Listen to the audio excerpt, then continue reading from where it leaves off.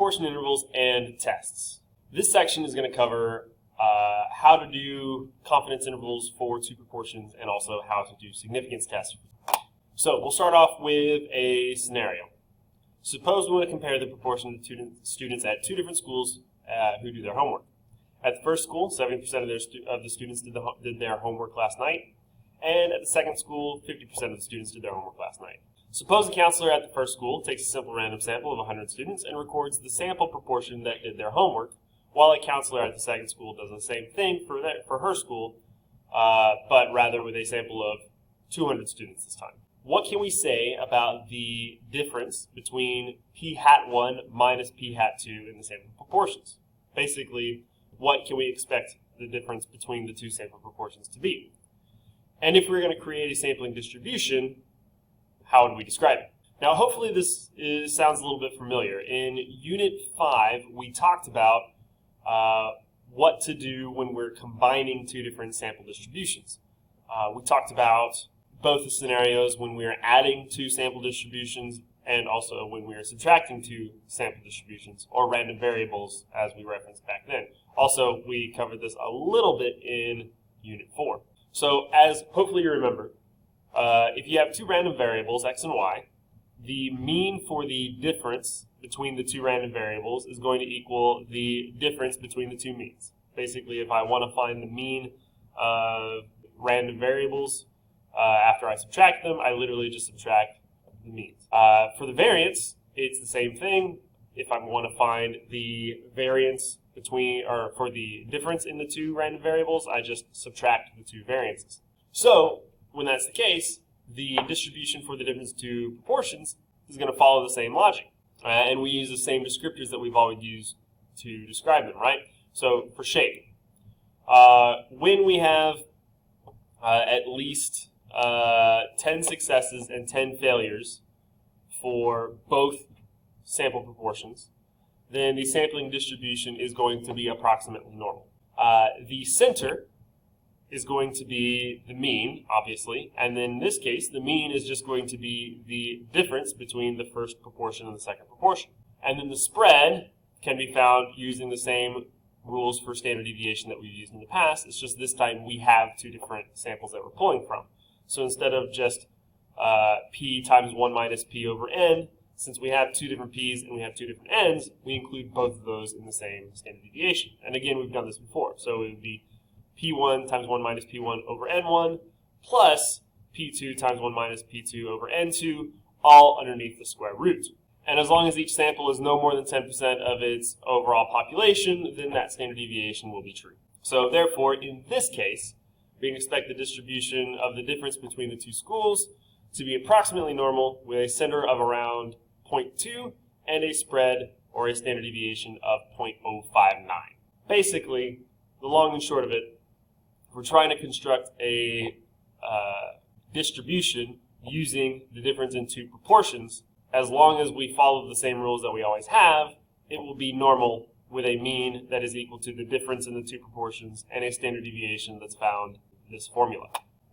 Now, suppose we want to find a confidence interval, right? Suppose we took a sample from these schools and wanted to make a confidence interval from our sample proportions. In the first school's sample, 73 out of 100 kids did their homework, and in the second sample, 94 out of 200 kids did their homework.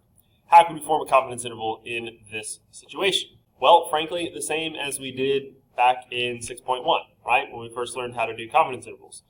The exact same formula is going to apply, and if you're using the calculator, the exact same calculator is going to be used, unless you're using, well, the difference being that we use the calculator for two proportions as opposed to one. So the formula in this case, you take the two sample proportions and subtract them from one another. That gives you your sample statistic. And then your margin of error is found by adding and subtracting your critical z times the square root, or in this case times your standard error, which of course is found by p hat 1 times 1 minus p hat 1 over n1 plus p hat 2 times 1 minus p hat 2 over n2.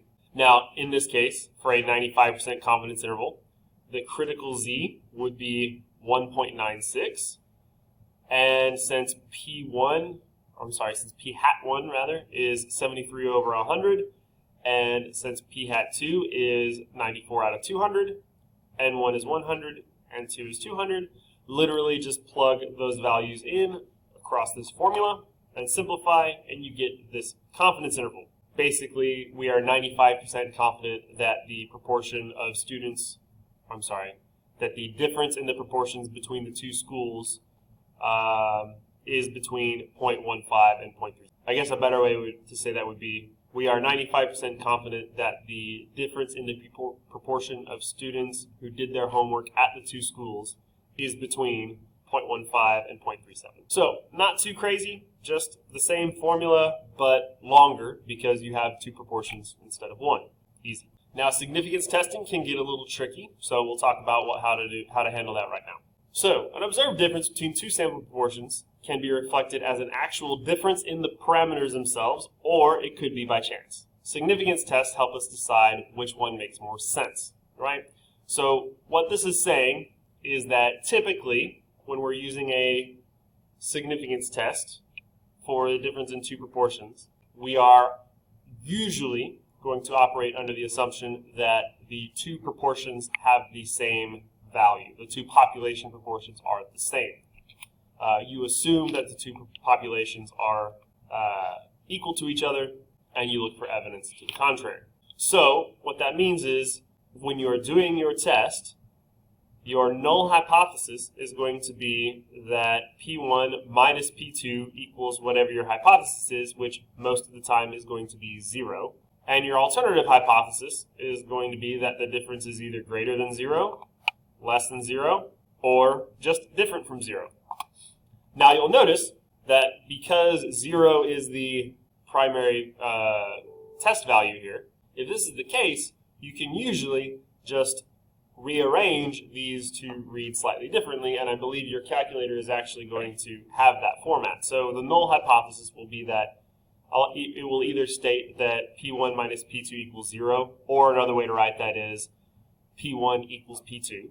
And then for alternative hypothesis, instead of saying the difference is greater than 0, the difference is less than 0, or the difference is just not equal to 0, another way to say that would be P1 is greater than P2, P1 is less than P2, or that P1 is different from P2. If you have a situation where you're asked to find the difference between the two proportions where the null hypothesis is other than 0, if you're using the Inspire, I regret to inform you that you will not be able to use the calculator for that, and you will need to do it by hand. But as far as I know, the AP test doesn't really have any questions like that, and you can always use a confidence interval to test the same information. We've seen in the last section how to use confidence intervals to test the same things. Now, as we know, because we looked at the four-step process from before, the conditions are going to be the same. We have to make sure the data comes from two independent random samples. We have to make sure that our 10% rule is satisfied, and we have to make sure our large counts rule is satisfied. I covered the large counts when we were talking about confidence intervals. But again, you have to have at least 10 successes and 10 failures in both predicted samples. Now, as you know, for significance testing, we get a test statistic, and we find the p-value associated with it, and that p-value tells us the probability of getting that statistic, given that the parameter is in fact correct. And if the probability of getting our statistic is significantly low enough, then we reject the hypothesis that our parameter was in fact correct, and we go with one of our alternatives, depending on what we're testing. In these tests, the same logic applies, but with some interesting caveats. So first of all, our parameter, most of the time, is going to be assumed to be 0. So your statistic minus your parameter is just going to be the differences minus 0. And then your standard deviation of the statistic, well, this gets pretty interesting, right? Because if, in fact, the parameter does equal 0, that suggests that they have the same p, right? So it's assumed that they're using the same proportion, and we just got two different statistics by chance. So what we do to accommodate for that sort of nuance is we use what is referred to as a pooled proportion. So in order to get your pooled proportion for your standard deviation, it's denoted with PC. You count the number of successes in both samples and add them together. And then you count the total in each sample and you add them together. And that is the P that you'll use in your standard deviation when you are performing significance tests for the difference in two proportions. Now, when you're using the calculator, this will happen by itself. So most of the time you won't need to worry about this. But it is important to note because you will be asked questions about the difference between pooled proportions, when to use them, that sort of thing. And so, there you go. So when you plug all that information in, you find P hat 1 minus P hat 2 minus 0 over the square root of PC times 1 minus PC over N1, and then PC times 1 minus PC over N2. And then if you are doing one of your three alternative hypotheses, based on whatever area of the curve it ends up in, you'd use that to determine whether or not you're going to reject the null hypothesis or not. And outside of that, it's virtually the same. If you, whatever significance level you set at the beginning, that significance level will tell you whether or not to reject your null hypothesis, and your conclusions are either that P1 is greater than, P1 is less than, or just P1 is different from P2. And that's about the long and short of it. I'll have another example on a different video where I go through an example of how to do this, but essentially that is all you need to know about significance testing and confidence intervals for difference in two proportions. Hope this was helpful.